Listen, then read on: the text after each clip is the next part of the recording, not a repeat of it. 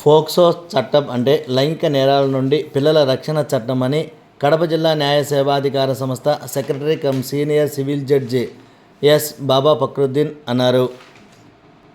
మంగళవారం మండల కేంద్రమైన ఒంటిమిట్ట ఎంపీడీఓ కార్యాలయంలోని సభాభవనంలో అవగాహన కార్యక్రమం నిర్వహించారు.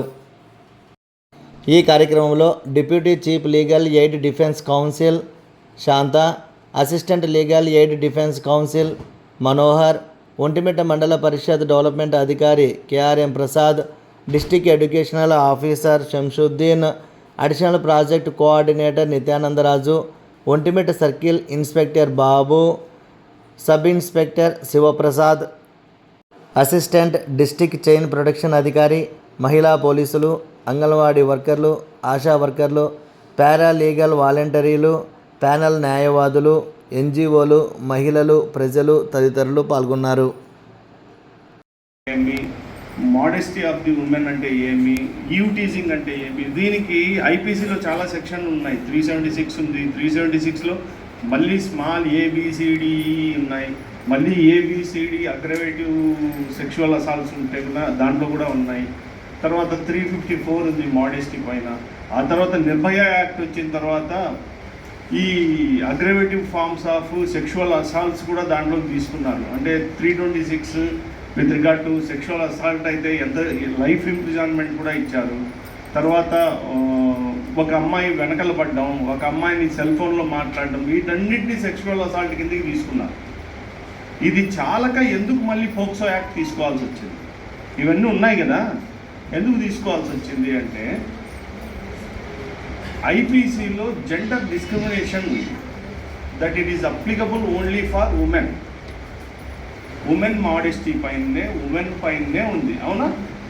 ఉమెన్కి ఒక్కటే మోడెస్టీ ఉంటుందా? కాదు కదా. మొగోళ్ళకి శీలం ఉండదా? రాముడికి శీలం ఉందా లేదా? మరి రాముడు లాంటి కదా మన భర్తలందరూ, మళ్ళీ వాళ్ళకి శీలం ఉండదా? ఉంటుంది కదా. అంటే శీలం అనేది అబ్బాయిలకి, అమ్మాయిలకి, ఈవెన్ ట్రాన్స్జెండర్స్ కూడా ఉంది. నో సెక్స్ ఉండే వాళ్ళకి కూడా ఉంది శీలం. ఈ డిస్క్రిమినేషన్ ఉంది కాబట్టి దాని నుంచి బయటికి వచ్చి పిల్లల్ని కాపాడుకోవాల్సిన బాధ్యత ఉంది కాబట్టి ఆ తర్వాత యునైటెడ్ నేషన్స్లో ఈ పిల్లల చైల్డ్ రైట్స్ పైన ఇండియా కూడా ఒక సిగ్నటరీ కాబట్టి అందులో భాగంగా పిల్లల యొక్క హక్కుల్ని కూడా రక్షించాలనే ఉద్దేశంతో పోక్సో బిల్లు 2011లో తయారైతే 2012లో చట్ట రూపకల్పన జరిగితే నవంబర్ 2012లో అమల్లోకి వచ్చింది. కొన్ని నిమిషాలు దయచేసి మనకి ఇక్కడ వచ్చినటువంటి వ్యక్తులందరూ కూడా చాలా ముఖ్యమైనటువంటి పనుల మీద ఉన్నవాళ్ళు. అవి వదిలిపెట్టి ఇక్కడ మీతో అతి ముఖ్యమైనటువంటి సమాచారాన్ని సమాజంలోకి తీసుకుని పోవడానికి రావడం అనేటువంటి జరిగింది. కాబట్టి అందరూ కూడా ఉన్న కొంతసేపు దాన్ని అటెంటివ్గా వింటారని ఆశిస్తూ మొదటగా నా కృతజ్ఞతలు ఆనరబుల్ జడ్జి సార్కు చెప్తున్నాను. కారణం ఏమిటి అని అంటే, అనుకోకుండా ఒక ఇన్సిడెంట్ జరిగినప్పుడు నన్ను పిలవడం జరిగింది.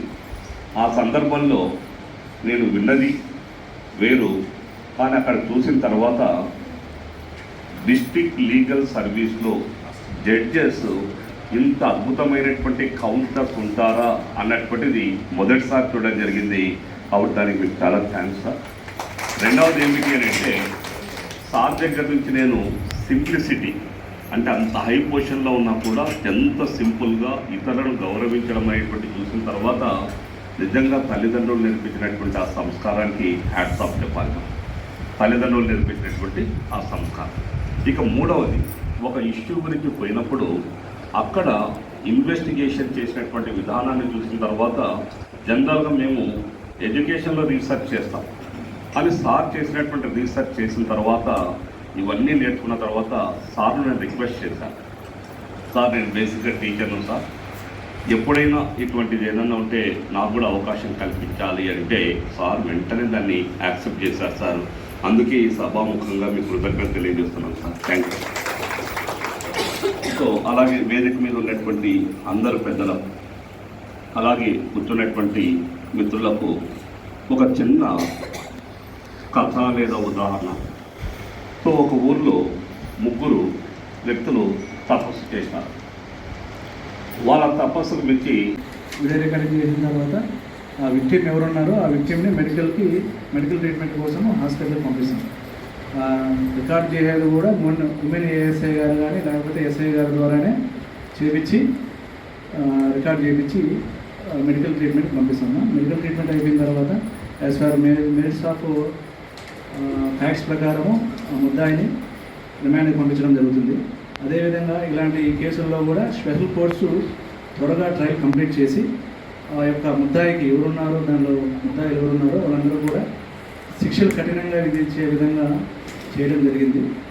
ఇప్పుడు మనకి 2019లో ఇది మనకి అమెండ్మెంట్ అయిన తర్వాత 20 years వరకు కూడా శిక్షలు ఎన్హాన్స్ అయినాయి. అదేవిధంగా లైఫ్ పడవచ్చు, డెత్ కూడా ఇచ్చే సెక్షన్స్ కూడా వచ్చినాయి.